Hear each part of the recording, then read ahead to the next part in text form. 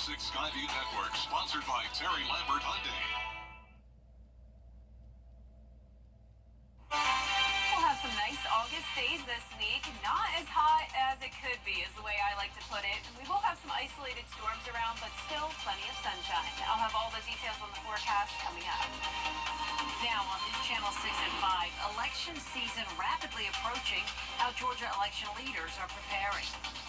Plus, recovery efforts in the wake of Hurricane Debbie, how one Screven County man is dealing with the aftermath, and a somber homecoming for a fallen National Guardsman.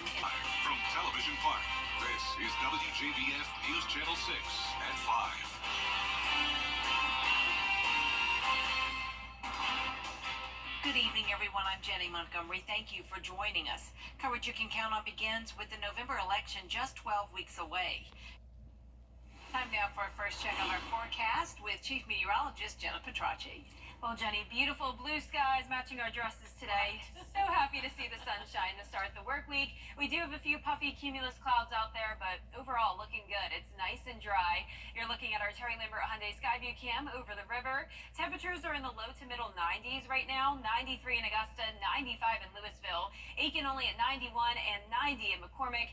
Allendale, you're at 93 degrees, 94 in Gibson, and 87 in Edgefield, our coolest spot. Now, the dew points are also a little bit lower today. We're actually seeing some 60s, only a dew point of 64 in Augusta, still some 70s, but overall some drier air is starting to move in return, the heat index is at least tolerable today. So we don't have any heat alerts in effect. Heat index up to 100 in Louisville, 102 in Sylvania, but a lot of places only feeling like the mid to upper 90s, so really not bad for a mid-August day. Winds are coming in from the southwest around 5 to 8 miles per hour, a little bit breezy at times, but not a drop of rain on satellite and radar. We do have some showers and storms just off to the east of us, but overall we're keeping things dry tonight. We do have a stationary front over the area though, and that could bring us a few showers and storms tomorrow, and then again for our Wednesday. But on the backside of that front, we do have some of that drier air moving in. So overall looking good tonight. Still those low 90s at 6 o'clock, mid 80s by 8 o'clock, mostly clear skies, and then possible fog development tomorrow morning, and then those isolated showers and storms by tomorrow afternoon. So coming up, I'll have a look at the future cast for that, but back to you, Jenny. All right, thank you, Jenna. Several parts of the area still dealing with the impacts of Tropical Storm Debbie. Some expected, some surprising. Bria Smith has the story. Well, roads are open here in Rocky Ford. One local man shows us how impactful Debbie was on his property. It wreaked havoc, that's all I can say. Aiden Mallard tells me on Tuesday of last week is when the tree in his neighbor's yard came down on his property due to heavy rains. So we woke up about 2:30 in the morning. Our dogs started going crazy, and we got up, and I decided to open the door, and there was what I thought was a really large bush behind our vehicles. It was not a bush.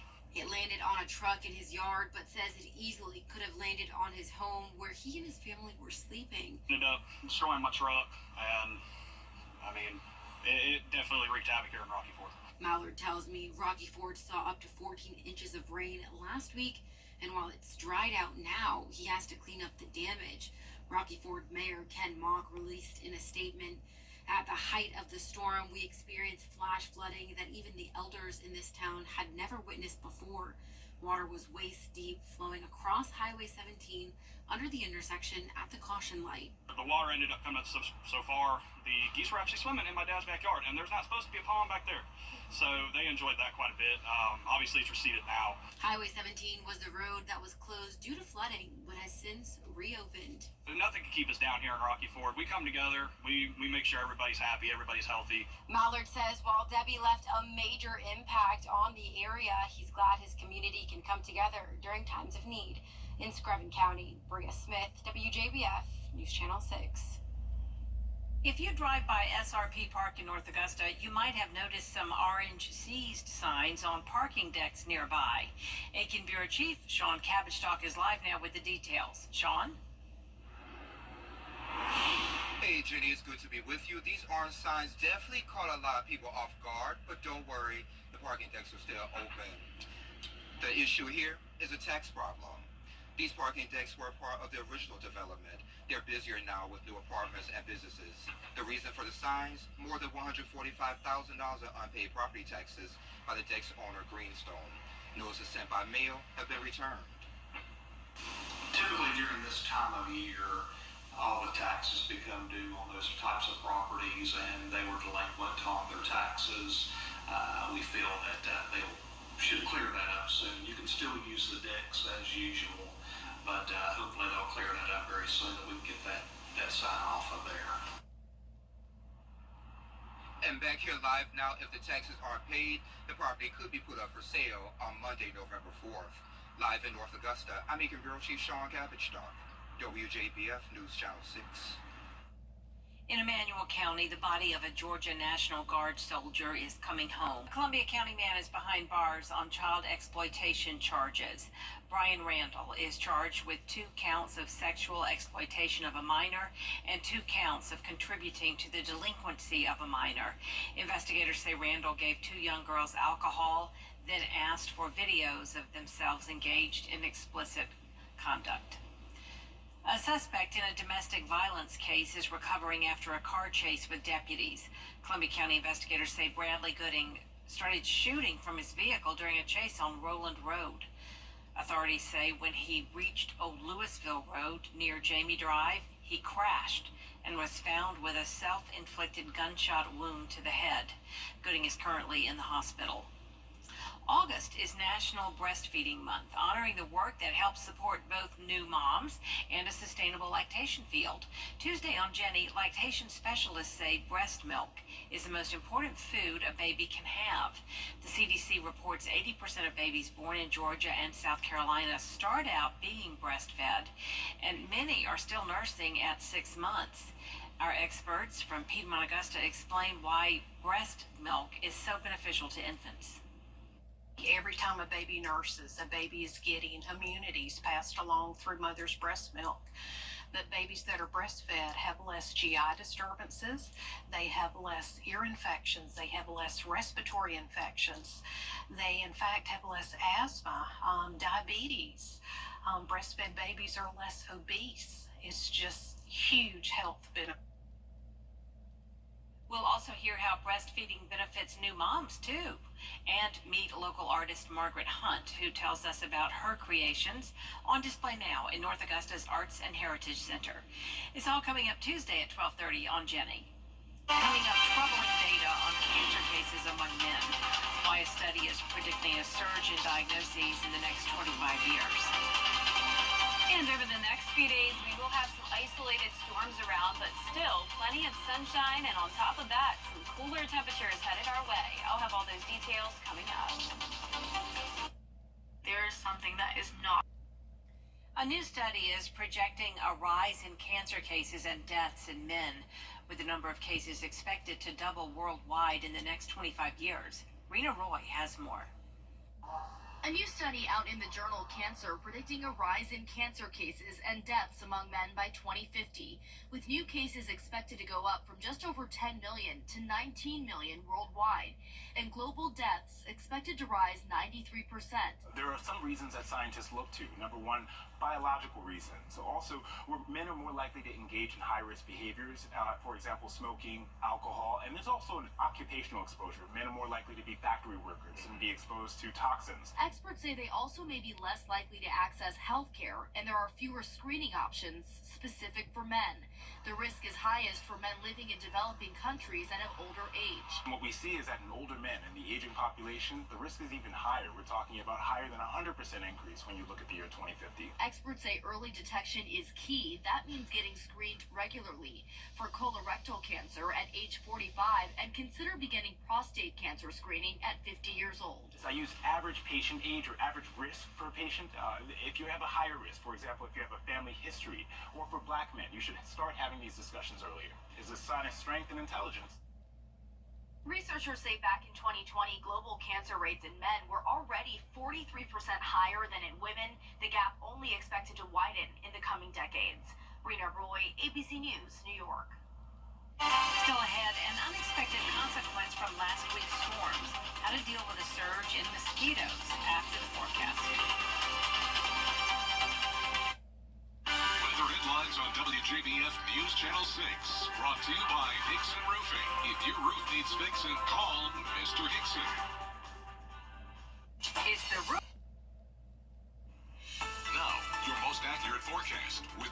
WJBF Live Viper 6. Happy Monday. I hope you're having a wonderful day so far. It's overall pretty nice outside. We do have some cloud cover, but it's completely dry. Here's a look at our Terry Lambert Hyundai Skyview cam at Wellstar MCG Health. Sitting at 93 degrees, feeling like 95. Not too bad. Not the type of summertime heat we could be dealing with, so we'll take the 90s. West wind of 5 miles per hour, dew points on the lower side in the mid-60s. And we're seeing pretty much low 90s across the board, some upper 80s towards the north, 89 in McCormick and Saluda, 86 in Edgefield, but 93 in Wrightsville and 94 in Sylvania. We do have this stalled frontal boundary across the area, so kind of a battle here between the dry air and the moist air, so our dew points are pretty split across the area. So we have some moisture streaming in from the north. It is possible that we'll have a few pop-up showers and storms later on this evening, and same thing for tomorrow. So starting out your Tuesday with some fog, and then by the afternoon, decent amount of sunshine, but also a storm or two can't be ruled out. Now, as for the heat index, it's about as bad as it will be right now, and even now, not too bad. For Tuesday, only topping off at around 100 degrees, and then notice our actual temperatures dipping down into the upper 80s for Wednesday and Thursday, only feeling like the low 90s. Now, on top of that, we also have the chance of storms, and that'll be for tomorrow. So some of our eastern counties here from Saluda down to Bamberg under a marginal risk of severe weather just for the gusty winds. Overall, a very, very low severe weather threat. Tonight at 6 o'clock, there's some of those pop-up showers and storms I was talking about. Very, very limited in coverage. Definitely nothing widespread tonight. For the most part, we will be dry. Dry start to our Tuesday morning as well. Some low-level cloud cover and the fog when you're headed out the door. Then plenty of sunshine in the afternoon. And then the same area, pretty much north of the interstate, is going to be where we see a few pop-up showers. Once again, gusty winds potentially, but overall very, very low chance. Same thing by Tuesday night, and then by Wednesday morning, a dry start to the day with just the cloud cover, and then by Wednesday afternoon, we'll see a little bit more rain down towards the south as well. Not expecting any severe storms there, and then by Wednesday night, possible more rain coming in from the west. Now, on top of that, we're watching the tropics. We now have Tropical Storm Ernesto, our fourth named storm of the 2024 season. This just happened as of 5 o'clock. Winds with Ernesto are at 40 miles per hour, and it's headed across the Caribbean. Puerto Rico actually under a tropical storm warning. Here's the latest track for Ernesto. So the good news is that it is keeping its distance from the United States. So it is unfortunately going to go right over Bermuda as a Category 2 storm. Winds up to 110 miles per hour by the end of this week. From there, it could even strengthen further. But the good news is look at that distance from Georgia and South Carolina. So we do not need to worry about Ernesto. The furthest west it would go would be on this far western part of the cone of uncertainty there. Our lows tonight will be in the low 70s, and our highs tomorrow will be in the low 90s, right around average for your Tuesday. And the 10-day forecast showing a 30% chance of rain both today and tomorrow. Mostly sunny and very low chances Thursday and Friday. Then as we go into the weekend, same thing. Very limited chances of rain, and we will have a few days ahead of only upper 80s. That will be a treat. Yes, it Yep. will. Thank you, Jenna. After the big storms last week, mosquitoes are out in full force. Experts say the pests depend on water for their life cycle, which is why we see more of them after flooding. Some areas have mosquito control to keep the population down, but there are some things you can do to minimize them on your own property. Anything that can hold water, it has the potential to breed mosquitoes in it. So taking a walk around your yard, looking for anything that's holding water, you'll see like the little wiggly like larvae in it. Anything like that, be sure you dump it out. If it's something you want to keep water in, like a bird bath or a dog bowl, just be sure you flush it out every 3 to 4 days. Mosquitoes can go from larva to adulthood in just a few days. Up next, the hunt for buried treasure in Utah. How a father and his sons made themselves $25,000 richer. Many accidents. Each year, people in Utah search far and wide for a hidden treasure somewhere in the state. This year, it was found by a father and his two sons. Kyla Baggerly has their story. Still doesn't really feel real. The search is finally over. It still feels like a dream. Found along the Grove Creek Trail in Pleasant Grove, the legendary chest containing a prize of $25,000 was unearthed Friday evening by Damon Johnson and his son Ty. So I kind of work on it a bunch, obsess over it a bunch, and then just I'd have to take a break and leave it for a week and then come back. Johnson says after the 8th clue was released Friday afternoon, everything just clicked into place.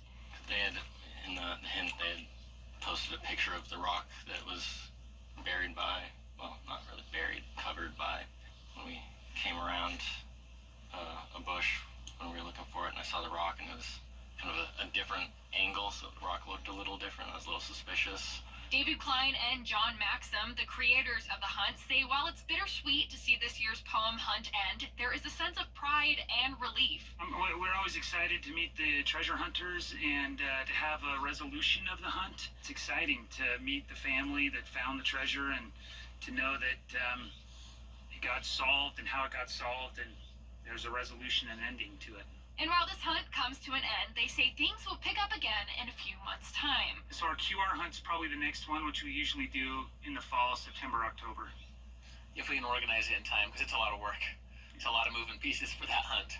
As for what Johnson says he'll do with the prize money, he says he plans to put it to good, practical use. I'm gonna finish my degree, go back to school shopping today. That'll be the first thing we spend it on. Paying off debts and putting some into school accounts for these guys. Thank you for joining us for your news at 5. Stick around for more news at 5:30 with Dee Griffin, including more on the aftermath of Tropical Storm Debbie across the country. Coverage you can count on continues.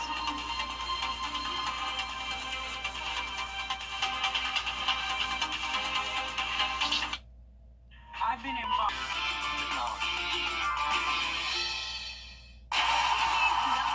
Entertainment talk show has 15 It's actually 16. Respect. New season starts September 3rd. Weekday mornings at 9 on News Channel 6. Weather headlines on News Channel 6. Brought to you by Nixon Roofing. Some nice August days for us this week. It's definitely not as hot as it could be. In fact, our temperatures will be lowering a bit. We will have some isolated storms around, but overall, plenty of sunshine. I will have all the details on the forecast coming up. Live from Television Park, this is WJBF News Channel 6 at 5:30. Good evening, everyone. I'm Dee Griffin. Thanks so much for joining us for your news at 5:30. Topping today's headlines, 12 weeks until the presidential election. You can count on begins tonight with a look at the damage and recovery efforts following Tropical Storm Debbie across the United States. Here's Rena Roy. Thousands of Americans still dealing with the aftermath of Hurricane Debbie. In Ridgeville, South Carolina, flooded homes and businesses all over town. The reverend of this church says this is the third time he's seen the area flood. This time, caskets floating through the water with the cemetery completely inundated. To see how it covers all of the cemetery and destroy a lot of the stuff inside the buildings, it's hurt your heart to see it like that. More heartbreak in nearby Colleton County. Our farm is down on the right-hand side. A family lost their home, farm, and bakery. They say the flooding was like nothing they've ever seen before. I've watched them build this from the beginning. It's like, now they have to restart. 3 school districts in South Carolina delaying the start of the new school year a few days because of flooded roads and hazardous conditions. In the city of Kinston, North Carolina, this nature park turned into a fast-moving river. Meanwhile, a separate system slamming Oklahoma, the state seeing its wettest August day on record, with more than 6.5 inches of rainfall. In Cedar County, water overtaking this intersection, gushing under this bridge and over the roadway. And in the city of Noble, 17-year-old Braden Madden tried driving through flash flooding on his way to work and ended up getting stuck. It just kind of carried me over there, and then water just kind of started to come to the bottom, and then it just started to flood in. The teen climbing through his window to escape, sitting on the roof for more than an hour as rain poured down. He says he screamed for help and was eventually able to call his parents, who came to his rescue, along with first responders and neighbors. All of this comes as we also keep an eye on another tropical system in the Atlantic. Puerto Rico could see up to 10 inches of rain midweek. Rena Roy, ABC News, New York. And time now for a check of our weather. First check with meteorologist Jennifer Tracci. And Debbie is still being felt in a lot of ways, but we do have sunshine here. Yeah, it's a beautiful week for us, Dee. We will have a few isolated showers and storms around over the next few days, but overall, much quieter weather than what we had last week with Debbie. Looking good now on our Terry Lambert Hyundai Skyview Cam in Waynesboro.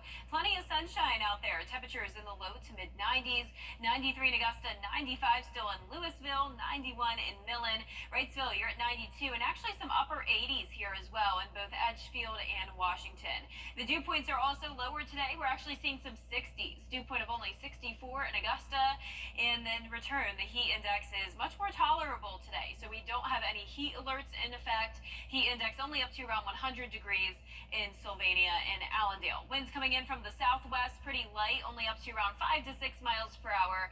And as for the satellite and radar, we are dry. We do have a shower and storm just off to the east of us, and it's possible that we'll see a stray shower or two later on this evening, all due to this stalled out frontal boundary. But it really won't be until tomorrow afternoon where we have a little bit of a higher chance of rain from that front, and a very similar forecast for our Wednesday. So overall, keeping things mostly dry tonight, upper 80s by 7 o'clock, mostly clear skies. And then as we go into our Tuesday, a pretty foggy start to the day, and then those rain chances come in by the afternoon. So coming up, I'll have a look at the futurecast for that and everything you can expect, but back to you, Dee. All right, thanks so much. A popular gas station is facing legal action in the Palmetto State. A man who tripped over a rope holding down Bucky's large inflatable beaver mascot in Florence County, South Carolina, is suing the company for injuries. Richard Brown says he was walking on the sidewalk in May of 2022 when he tripped over a rope. The complaint says Brown had several injuries. Bucky's has not commented on the incident. South Carolina's Attorney General is part of a coalition. With us, we have what's trending, what's the latest in Swift news, and Disney next. And overall, a mostly dry week for us with plenty of sunshine and slightly cooler temperatures, but we'll also have a few isolated showers and storms around. I'll have all those details coming up. There's something that your entertainment report here in Hollywood. I'm Dana Devin. Can't wait to see Moana. That's going to be awesome. And also can't wait to see the weather. And hopefully we have a cool down coming up soon, perhaps. But we do have something out here, gusty winds. And our chief meteorologist, Jennifer Trache, will have a look at the complete forecast right after this break.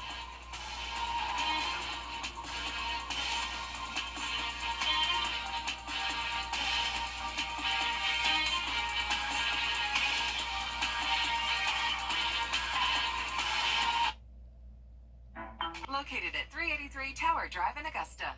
The WJBF Live Viper 6 Skyview Network is sponsored by Terry Lambert Hyundai. Low prices, big selection, and committed to quality customer service. Now, your most accurate forecast with WJBF Live Viper 6. Welcome back. Not a drop of rain on this Monday evening. Looking good on Live Viper 6. We have plenty of sunshine outside as well. Just a few puffy cumulus clouds. Right now, you're taking a look at our Terry Lambert Hyundai Skyview Cam in Waynesboro. Our temperatures today are hot, but definitely not as hot as it could be for a mid-August day. 95 is your feels like temperature, 93 as the actual temperature, and a dew point of 64. So definitely some drier air moving in with a west wind of 5 miles per hour. Upper 80s to the north of the interstate, 89 in Washington, Saluda, and Edgefield. Low 90s for the rest of us, and even 95 in Louisville. We have a stalled frontal boundary across the area, so we can't rule out a shower or a storm or two tonight. We have a battle of the dry air and the moist air coming in on the other side of that front. So as that front lingers over the area over the next couple of days, we will have the chance of rain. So tomorrow afternoon, a few pop-up showers and storms. Starting out the day in the 70s with some fog, plenty of sunshine though overall, and the heat index values are starting to go down. So only feeling like around 100 tomorrow, really not too bad.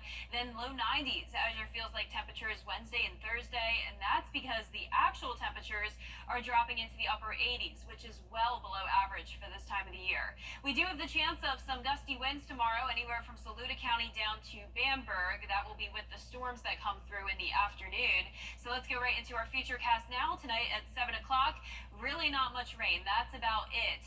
And it will mostly be north of the interstate. Now, as we go through time, dry start to our Tuesday morning, just some fog possible and low-level cloud cover. Then by Tuesday afternoon, anywhere from around McCormick kick down to Aiken County and then especially off to our east.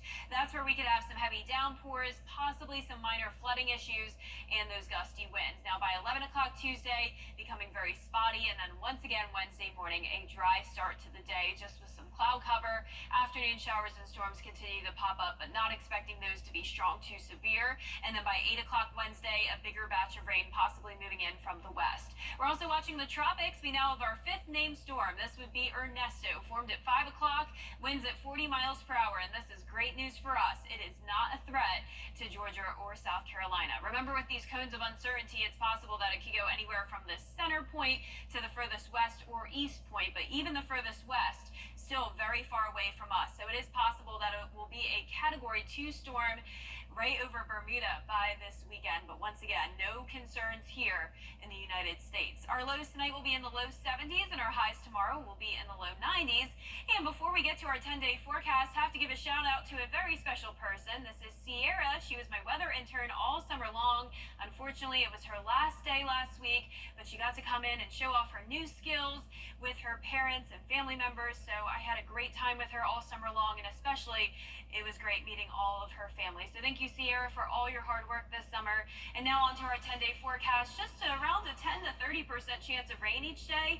And notice those temperatures going from 92 tomorrow to 88 on Wednesday, and those upper 80s sticking around through Friday. So we like that, Dee. That's some good news. That is some good news. Definitely something to look forward to. Thanks a lot. Up next, scientists are making a new discovery about trees following recent wildfires. The story as we continue.